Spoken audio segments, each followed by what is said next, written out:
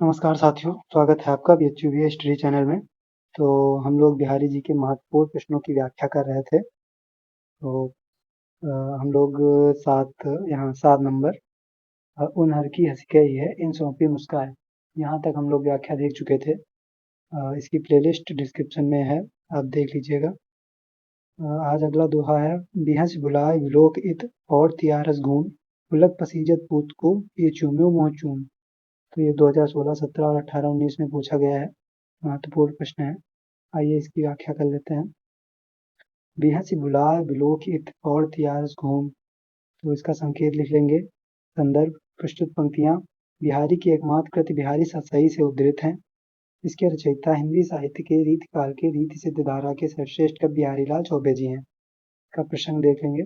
कवि ने इस दोहे में नायिका के अपने पति के कवि ने इस दोहे में नायिका का अपने पति के प्रति प्रेम को एक अनोखे ढंग से दर्शाया है। ठीक है, की व्याख्या देखने से पहले हम लोग इसके कुछ कठिन शब्दार्थ को देख लेते हैं। बिलो की उत का अर्थ होगा उधर देखकर, अर्थात नायक की ओर देखकर।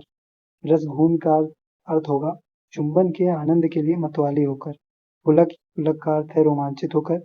पसीजत क्या है, पसीने से तर होती है। पुत को अर्थात पुत्र को। ठीक है, बाकी सब शब्द सरल ही हैं। इसकी व्याख्या देख लेते हैं कि नायक और नायिका गुरजनों के बीच बैठे हुए थे। नायक ने सहसा अपने पुत्र का मुंह चूम लिया, तब नायिका पति चुंबन से प्राप्त आनंद के लिए मतवाली हो गई।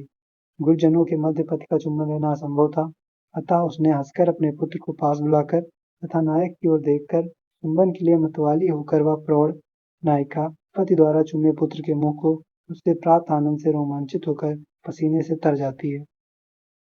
ठीक है, तो चूंकि आप लोगों को पता ही है बिहारी जी श्रृंगार रस के कवि हैं, तो ऐसे दोहे आपको मिलते रहेंगे।